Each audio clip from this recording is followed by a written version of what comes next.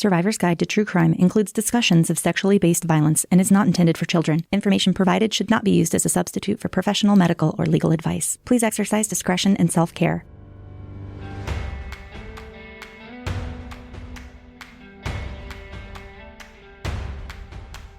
Welcome back to Survivor's Guide to True Crime. I'm Kim. And I'm Kara. What's in my throat? Why did it sound like that? I'm not going to answer or comment. Welcome to the question and answer episode. You have questions and we have questionable answers. The most appropriately titled rendition of this. Okay, but can I tell you before we start? This is a question and answer session, but I had shower thoughts this morning. Oh, okay. And I think that our listeners will want to hear this. I don't know what y'all want to hear. Who knows? I want to talk about it, and I know Kim will like to talk about it. So I'm just going to talk about it real quick. Okay. I listen to audiobooks and I read things. I'm always reading multiple books at once. And I have a hard time reading a lot of fantasy books because they all kind of blend together. So I was like, I don't want to start another series. What am I going to listen to after I listened to my last book? And I was like, maybe I'll just re-listen to ACOTAR because I don't remember it. Because I have the brain of I read it the first time. You're a literary goldfish. Yeah, I am. I read things and it's gone from my memory forever, so I remember nothing. My husband got me the ACOTAR coloring book for my birthday, and I was like, I don't remember any of this. I don't even know what color hair Feyre has. So, absurd, right? So anyway, so I'm re-listening. I finished the first book. I'm starting the second book. I just started it this a couple days ago. And I had this revelation. Spoiler alert, if you haven't read this.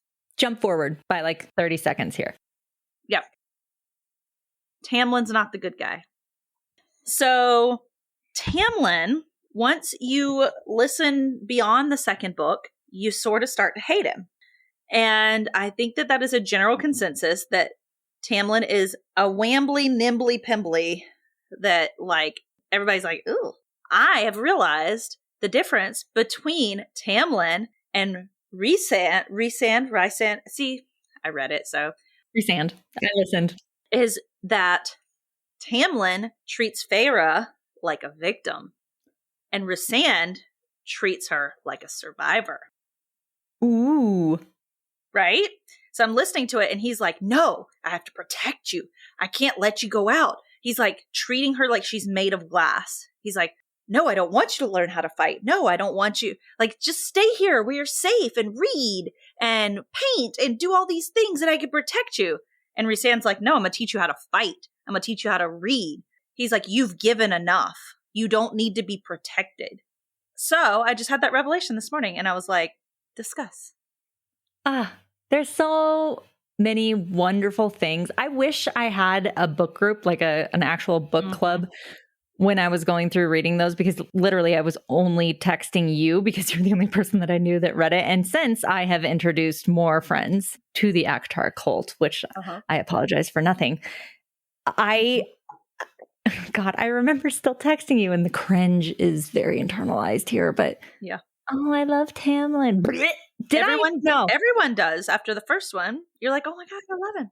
But that's Twilight and Edward too. He was treating her like a fragile victim instead of letting her be and just leave us alone. Yeah. Leave us alone. So, stand back and watch.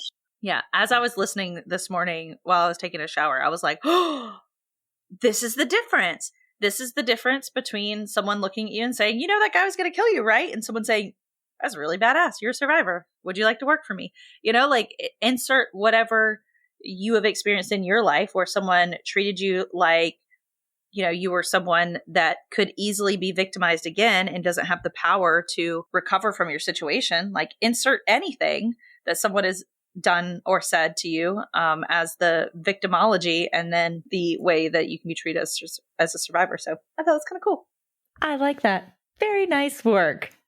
Yeah. And we've also talked about Sarah J. Maas before, so it's only appropriate. Very true. Oh, but when I started the second book, this is something that our listeners will also have heard us talk about. I started the second book and I started it in a different app. So I listen to most of my audiobooks on Overdrive, which is like the library. I can get them for free. But sometimes Overdrive doesn't have it. So I have to go to Hoopla. And I don't use Hoopla a lot. And so I listened to the first one in overdrive, and it saves your listening preferences. And I opened Hoopla, and it was on 1 time speed, and it was like, what A Court of Mist and Fury, Chapter 1. And I was like, ah, why is it so slow? I was like, you crank that baby up. When I was listening to the awful 6-book series that I also couldn't stop listening to, I was listening to it at 2 times speed. And my second oldest got in the car and he was like, oh my God, no, this is awful. What kind of torture is this? That doesn't surprise me knowing him. Right. But also, like, I'm not worried about missing things as much. It depends on the content of what you're reading. Right. Yeah. Let's see what my current listening speed is. I'm only at 1.5. That's good. I could amp it up, but I find that when it gets too high, it gives me anxiety. I can feel myself going, because I have to focus a little bit harder to catch things. And auditory stimulation is like my number one overstimulation thing. And so it's like it's too much for me. It's like I could still get it, but because since you said that you listen on what, 2.5? Just 2. Okay. I have listened at 2.5. I don't recommend that. Yeah. But I've tried it and I'm like, oh, it actually hurts my brain. It makes my skin crawl to listen to it that fast. So it's got to be something where I'm dialed in and I'm doing something like with my hands, such as a puzzle or gardening or something else. And then I can listen to it at that speed. But if somebody comes up and starts talking to me, I'm nope, not even sort of there. Here's my question though about that. Can you just exist and not listen to something while you do stuff? Because I am finding that I have to have noise. If I'm just washing my face or something, it's like I have to be listening to an audiobook, or I'm doing laundry, I have to be listening to an audiobook. Oh, no. I'm fine without. Actually, it's like my new form of dissociation. I oftentimes prefer not having anything going. Mm-hmm. Because then I catch myself actually thinking about things instead of my dissociation is if I am listening to something, I will put things on in the background, such as movies, TV shows that I don't have to sit and pay attention to. But my favorite thing to do while I'm working recently is put on coffee shop sounds, not the music of a coffee shop. It sounds like you're sitting in a coffee shop. And I put on like, that's really funny. I know because I work really well when I go and sit like at Starbucks or something, because that's all I'm doing. And it's like, all right, there's got to be something auditory to this too, because I do the same thing on planes. I can't get away. I need to sit and do this thing, but there's also other sounds and some stimulus, like just enough that there's other things going on and I'm not being distracted by them. So yeah, I will sit and play coffee shop sounds.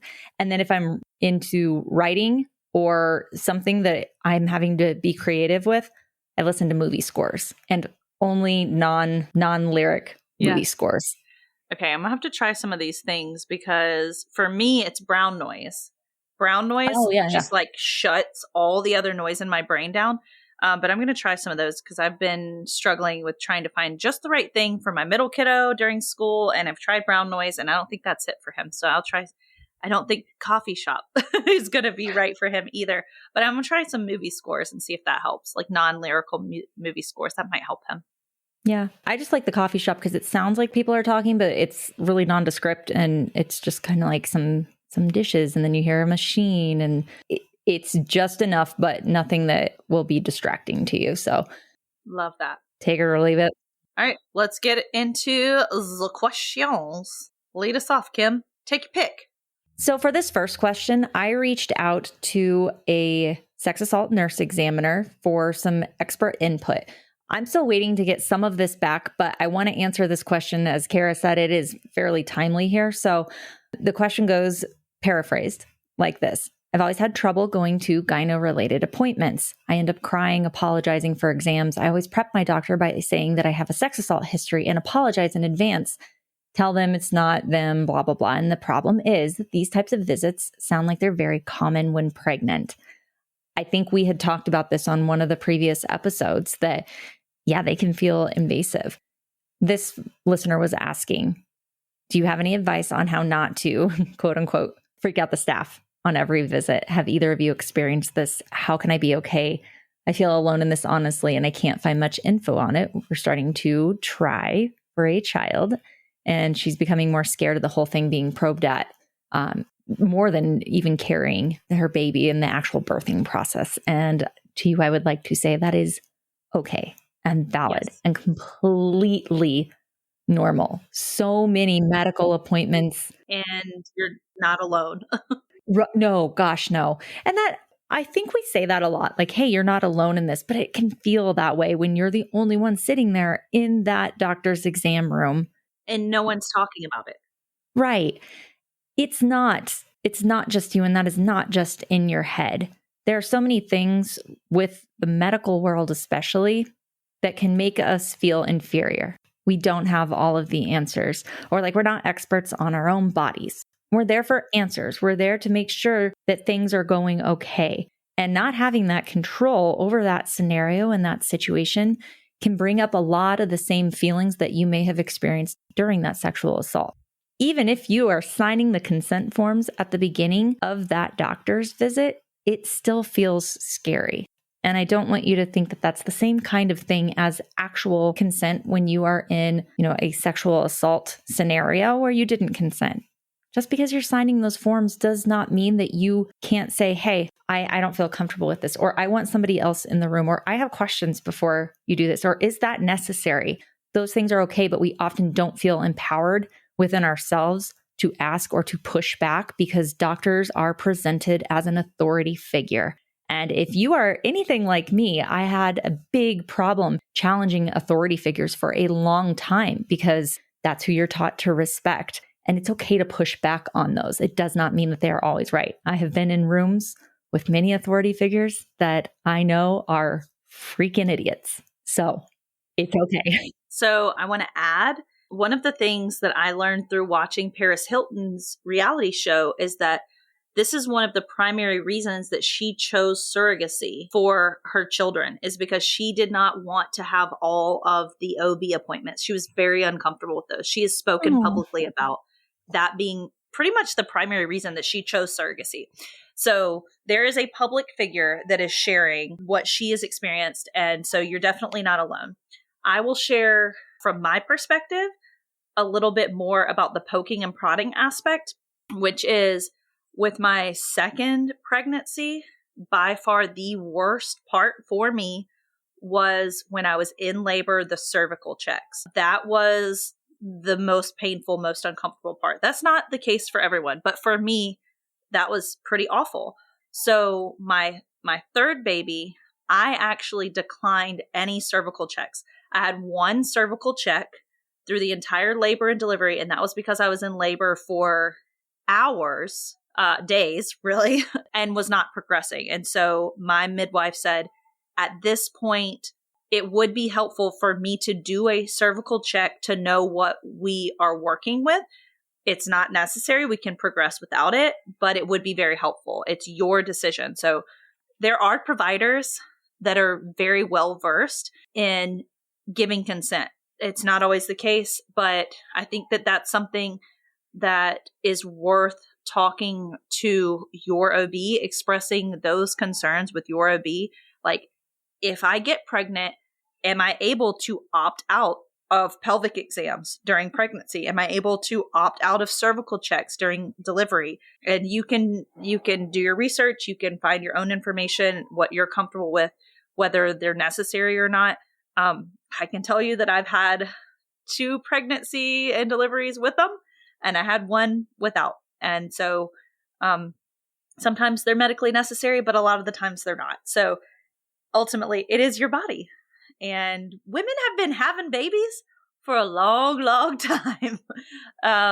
So, that there's options. I say all that to say there's options. The other thing that I always come back to was Jennifer, my forensic nurse, on the morning of my assault, and the 3 things that she did. You'll hear me talk about this over and over. It was in the first episode, but when Jennifer was collecting that evidence, she did 3 things. And I think it's great for any healthcare provider. And you can articulate these things to them too. So she told me what she was going to do. So for instance, I need to take a sample of your hair. She told me why she needed to do that. I need to take a sample of your hair to establish your DNA without a mixture. And she asked for my permission. That was third and the most important. Is it okay? So what Kara is just discussing with what her midwife did, I need to check your cervix. I think this is what could be helpful from it. Is it okay if we check that? And then it was left up to her. If you don't feel comfortable with your doctor, with your nurse, with your practitioner, you can change and you should change as much as possible with insurance. And I know all of the other things that come along with it. Let's also not totally breeze over the fact that don't apologize. Those folks that are in healthcare because they want to help, I would hope, never apologize for explaining what someone else did to you and why that may impact your health, your trauma, your experience of what you are there for presenting. Don't apologize. And you're not the only person that they have heard say these kind of things. I promise you, you are not the only person that can have an issue with a pelvic exam. I mean, geez, how many women their first pelvic exam is because they were assaulted? Pretty sure mine was. Oh gosh, yeah. Yep. So, you're not the only person. And they should have different things that they can do to talk you through it. But yeah, it's also not always necessary. So for what it's worth, also, I find most pregnancy visits to be far less uncomfortable than your yearly pelvic swab. Yeah. That bitch is uncomfy. Well, and the more you get to go in and you get to know the nurses or the folks that are there, the more comfortable you start to feel. At least I did. I loved my nurse that I had. And even though the doctor was pretty much in and out, I would jabber with her and felt really comfortable. Let's move on to our next question. Yes. Okay. Kim's favorite one. We got this one. And I was like, what the heck?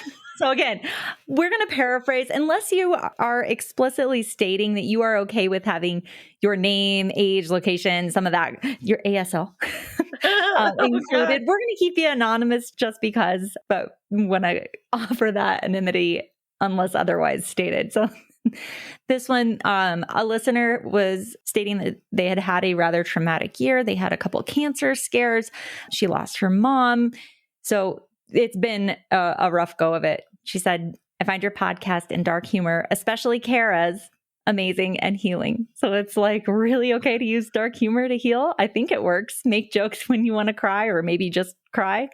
And then they apologize. Don't do that for rambling. Don't apologize for rambling. It's our favorite. I was like, what the heck? I like long stories long. Okay. Don't make a long story short. Long story long, please.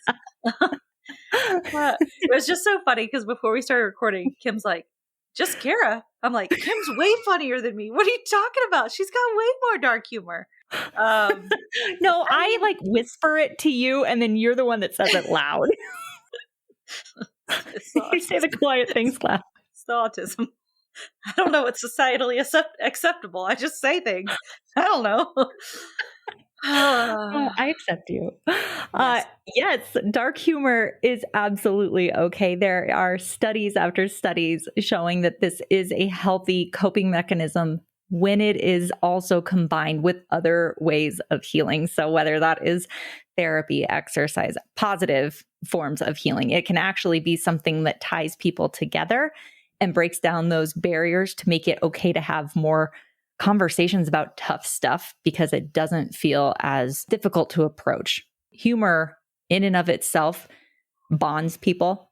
And so therefore, using that dark humor to bond with other people who have been through traumatic situations is not only okay, it is encouraged. Yes, absolutely. Could not agree more. Honestly, I think of it as like sometimes things are so ridiculous that you're just like, am I getting punked? Like, you have to laugh at it sometimes. Sometimes the jokes write themselves also. Oh, like, yeah. This is too easy. It's too easy. Like, the me not picking up on serial killer vibes. Like, so we say not one, but 2 thumbs up. Love it. Okay, so for this next one, it was a quite long email. I'm just going to take out the actual question. It was a longer email where someone was asking about, in a professional field, how do we deal with listening to the needs, the desires of the client, of the victim? And so they described a situation where a child is abused, essentially. And the child is being removed from the situation and wants to move on. And this person is in a position where they don't want to move on. They want to prosecute. Now, to that, I say that there is such a thing as a mandated reporter. And so obviously you have to follow the law when it comes to mandated reporting. But I think it's different from state to state as far as what has to be prosecuted. And assuming that you are exempt from mandated reporting, you are exempt from mandatory prosecution, then at what point are you doing what is right for this person, to push for their rights, to push for vindication, justification for what has been done to this person versus what they want to be done? And honestly, I feel like the answer is, if you legally do not have to push for this, and the person that is the victim is saying that they don't want to move forward, that they want to not prosecute, that you kind of have to do that. It's like when we had a question last season of someone saying, like, what do we do if we're in the middle of a SANE exam and the person wants to get up and leave? And I know that if they leave, there goes that evidence. Well, you have to let them go. Yeah. So, I mean, that's my take. What do you say, Kim? Well, we just had this conversation with Marley. Yeah. 2 episodes ago? The survivor, especially when you're talking about anything to do with the criminal justice system, it needs to be survivor-centered. They are the ones who need to make those choices. And unless you are the filing, prosecuting attorney for that county or jurisdiction, it isn't up to you. You can only do as much as you are mandated. Now, again, we cannot give you legal advice. Please do not construe any of what we are saying here as legal advice. For more information, look up your local and state statutes. However, beyond what you are mandated to do, listen to that survivor first and foremost. Yeah. Help that survivor, meet them where they are. What you want and what you think you or they should do is not as important as where they are. So listen to them first and foremost. And I think that it is important to find the balance in between explaining what the consequences are of not moving forward at this current time and what can be done at a later time. Because if it is a situation where it's like, if we do not move forward with this case now, here are some of the consequences. You may not be able to do it later. You may not be able to change your mind at a later point. Here would be your options. If you change your mind in 6 months, if you change your mind in 6 years, here are your options. I think that it's important to have that information so that they can make a fully informed decision, especially if you are talking about someone who is a minor, because we know that the frontal lobe does not fully develop until you are in your mid to late 20s. So that means that they're not going to have a full grasp on the cause and effect of their actions and how it can impact them long term. So it's very, very important to make sure they have all of the information so that they can make an informed decision. And then if they have all the information and their informed decision is, I want to move on, then that's kind of what you have to do. Now, this question did specifically ask about making sure that the adults are held responsible so that they can't harm other children. That's tough. But at the end of the day, also, there are not great systems in place in our country for holding people responsible when they do things poorly. I mean, even if you look at, I know the agencies that I was working with, the Department of Children's Services and stuff, they don't have good systems in place to, for instance, someone goes and applies for a job. Well, if they've never been convicted of abusing a child, how will you ever know? So it's frustrating because I know there's not good systems. So, everything's broken and the world is on fire. We do our best. Yeah, that one was tough. And we are not always going to have the right answers. No. And that sucks. But you know who does? The survivor. They have the answer that works for them at that time. And that's who you need to go to. Yep. Okay. Without jumping too far ahead, sexual assault is not always black and white and can look so many different ways. What's your advice for people struggling to feel like their assault was valid? Y'all, Kara and I had a call earlier today to have a guest on in the very near future that had me grabbing my pink freak flag within the first 2 minutes of this call, waving it profusely because I was so jazzed. And I know that this question is going to be answered by the guest that's going to be coming on, and I don't want to give too much away. I will say you have to start with your own validation. We talk about start by believing and the people that you disclose to and how much those responses matter. But if you are feeling like something wrong happened to you, then it did. That is the simplest way that I can put it, because that feeling is going to stick with you no matter what. And you have to approach yourself with grace, with kindness. And regardless of how other people may view that trauma, or, what level you'd put it at, or, oh, it's not as bad as, or it's worse than, it's still trauma. And it still is going to impact you. And your experience, your reactions, and what you do moving forward is valid. So if nobody else is validating that today, let us. What happened to you is valid. And you matter enough to take care of yourself. For sure. And I think as far as actual real advice for what can you do, maybe that's where therapy is helpful. Maybe that's where just really sitting with your feelings and what is making me feel that way? Why do I feel like it's not valid? Has someone told me it's not valid? Am I comparing it? What is the reason that I feel like it wasn't valid? Do I not remember? Have I been gaslit? What are the reasons that I feel that what happened to me is not valid? And then it comes back to what Kim has said that she has done, which is write down the things that she knows are true about herself. These are the things that I've been told I am, but this is what I know I am. And so maybe there's something in there that you can pull out and that will help you kind of moving forward. Yeah. Yeah. The other piece that you could go even further, pretend that someone that you love, adore, care about came to you and said, this is what happened. What advice would you give them? How would you validate them? Write that down. And I know that this is going to sound silly. Stand in front of a mirror and read it aloud to yourself. There is something about the power. It is, but growth does not come from comfort levels. It can feel really awkward, but there is something to be said about hearing the words out loud, even if you're having to say them to yourself, that will cement those in your brain. It is valid. And treat yourself as you would. Kara and I joke about nobody's going to bully you as much as you bully yourself. No one has the capacity to love you the same way that you have to love yourself either. Tap into that side and treat yourself with the compassion that you would for someone else that you love and care about. Say those words out loud to yourself. Yeah, I love that advice. That's such good advice. It's awkward. Don't get me wrong. But nobody has to know about it. I don't even like to look at. Can you even look at your own eyeballs in the mirror? Because that's uncomfy. Do you stare into your own eyeballs? Or are you just all right, I'm looking at my eyebrows, my eyelashes, my makeup looks good. Who is that uncomfy for? Yourself? People with autism. Oh, okay.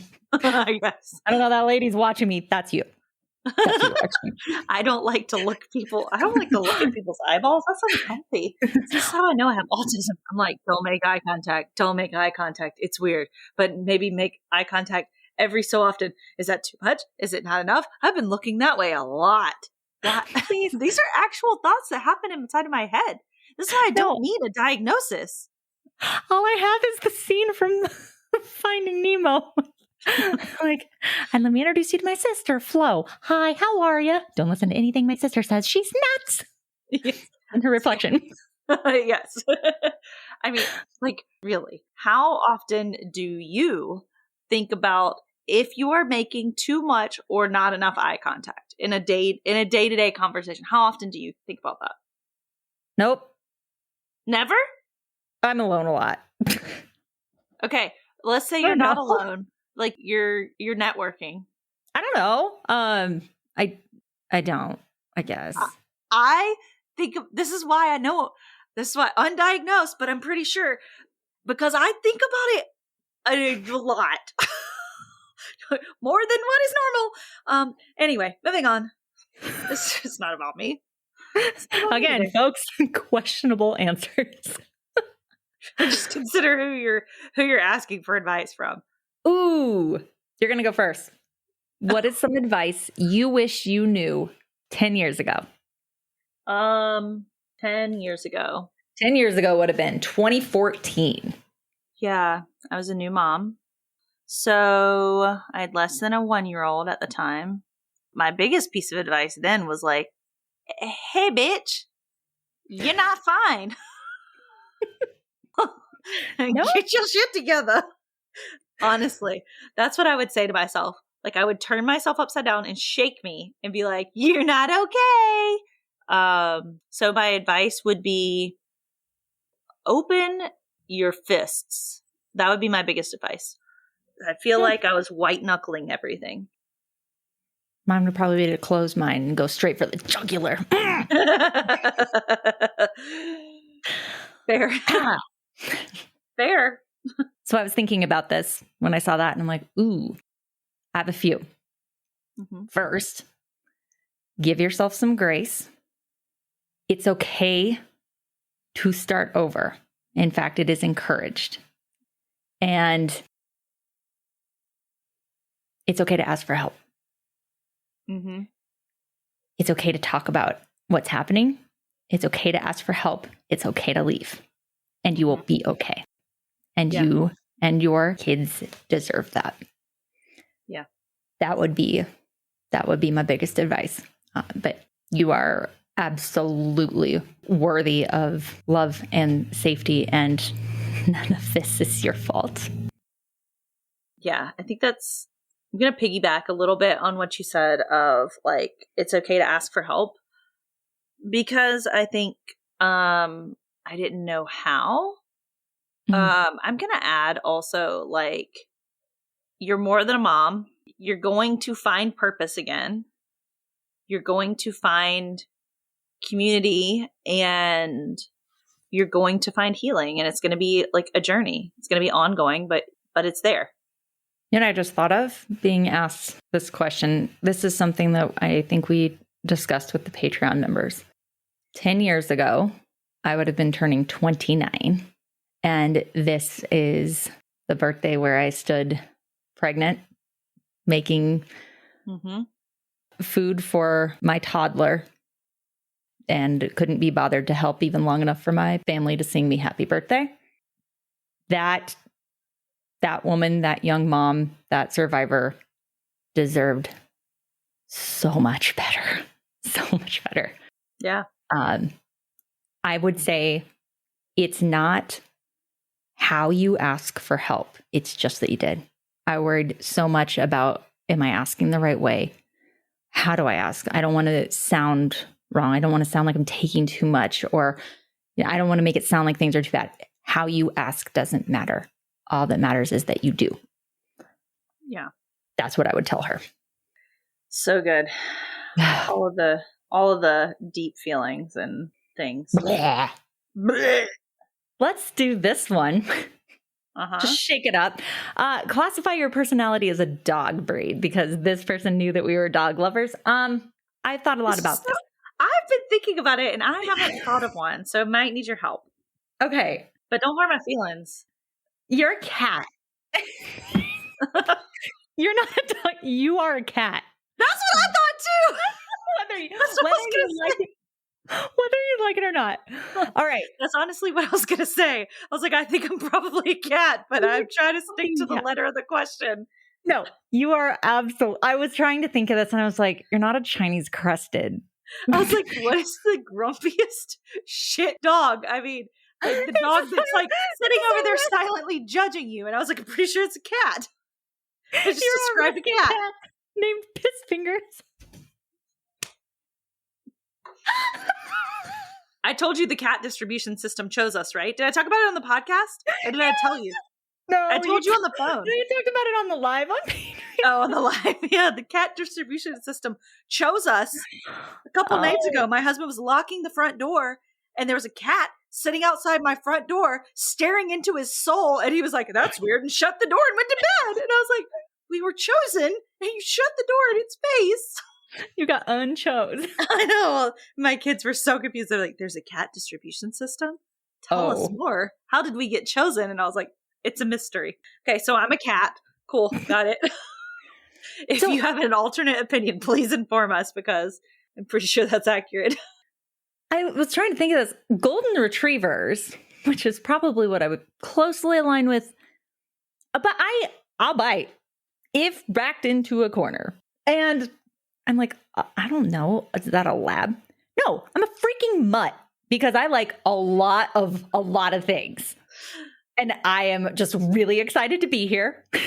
So I am a rescue. I'm really happy someone has come to visit me. I'm just really excited for this interaction. Please take me home.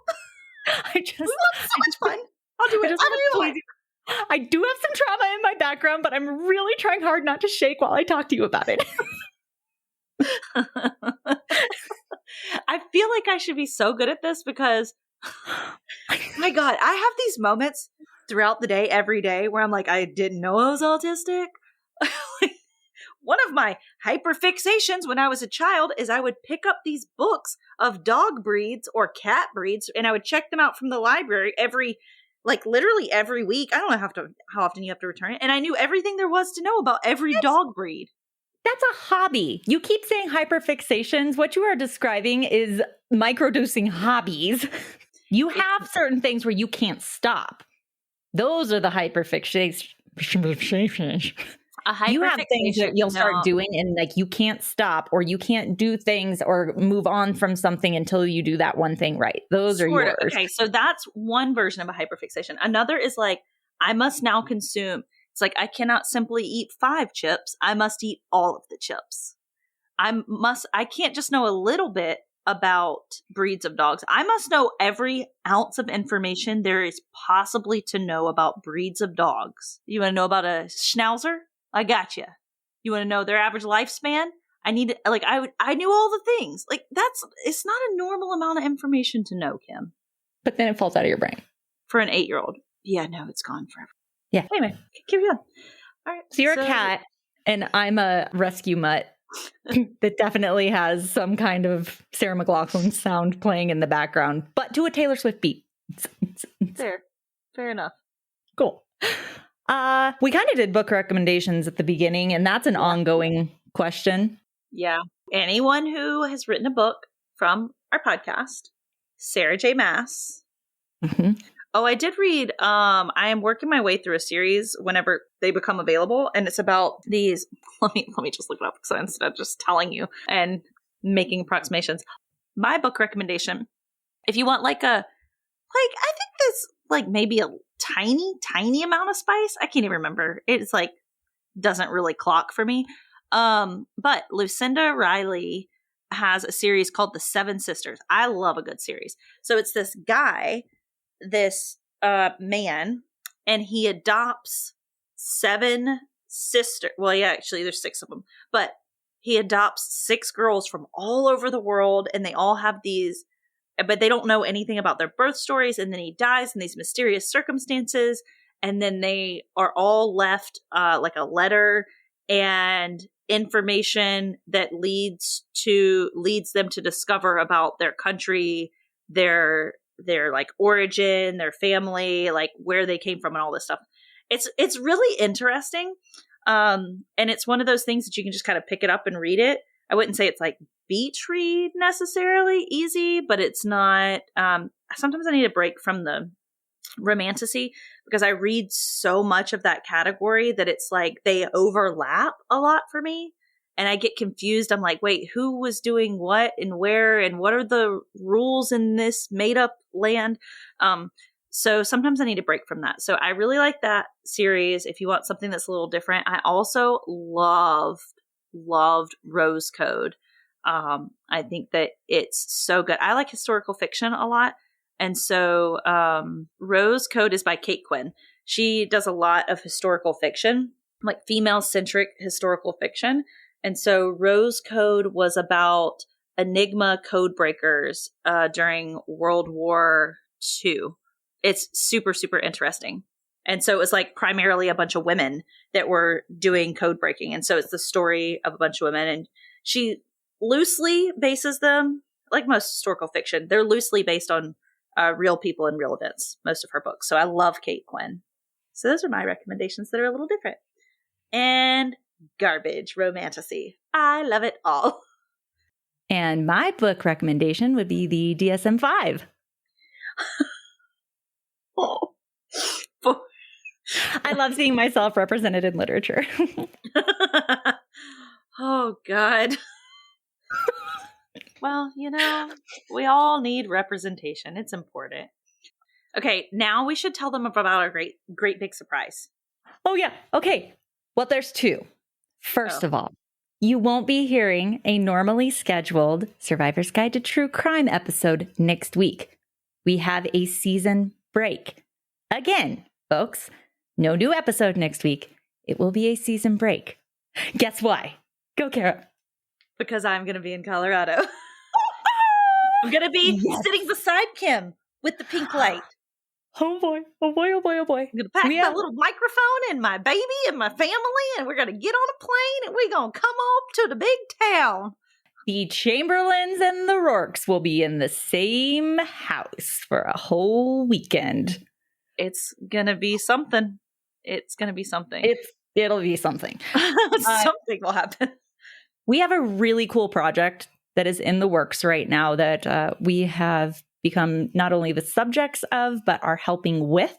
And there'll be more information coming out on that soon.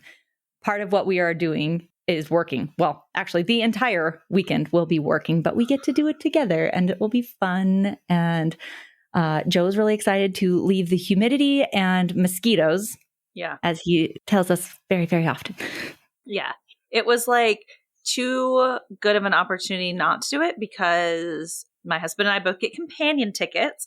So whenever I was looking at flying, I was like, wait, the baby flies free. I obviously have to take the boob barnacle, as someone lovingly termed. Yeah, I shared this thing on Instagram. I literally just saw it, which is what reminded me. And it said, if you saw this, sorry. If you missed it, it's this little story that someone shared. It said, I kissed my boob barnacle goodnight and said, see you in the morning. And then I laughed and breastfed them 16 more times before sunrise. And I was like, that's oh my God, freaking accurate. So the boob barnacle travels with me, obviously. And I was majorly stressed about traveling by myself with a baby and a car seat and like all that. It just felt very overwhelming. I know my sensory limits, and that felt over my sensory limits to be like being glommed on and while dealing with all that. So anyway, so I was like, hey, if you just buy a ticket, then both of the boys can fly for free and the baby flies for free. So, because obviously, I'm going for work, so mine's covered, but exciting. So we're just making a whole little family vacay out of it. And it's 2 out of my 3 children's first time flying. So yes, that's going to be really fun. The kids are all so excited to finally be reunited, to get to meet the baby. And while we are both together, we are going to be interviewing one of my favorite humans and another survivor. And I'm very excited to spend this time together in person for this interview, this project. It's going to be great. So yay, us. Keep your eyes and ears open. Go team. Go team cat mutt. Mutt cat? Mutt cat? Scat? No? Mac? Samsonite. That's way off. This is what happens when we record it later in the day. You're welcome. The witching hour is good luck turning this one around, Kimberly. Yep. Peace and blessings, everybody. Keep it in there for me. So anyway, we will not have this scheduled episode next week, but we will be on Patreon. So if you're not already joining us there, please hop on over. We'll be sure to go live for our paid members and have all of the interactions and fun there. But I can't wait. I'll see you Friday morning. Oh, yeah, it is morning, I guess, because we're like Oh, yeah. time zones. Takes us an entire day to get home. Takes us like 2 hours to get there. Come on into the Bermuda Triangle of time zones, mountain time. I love it. Can't wait to not have humidity. I agree. And experience all of the seasons in one day. So Yes. that's it for a minute. As always, you can catch us wherever you can pin us down and legally follow us, which is social media, Patreon, all the places. That's a new tagline. We've had a day. Your girl has had a long day.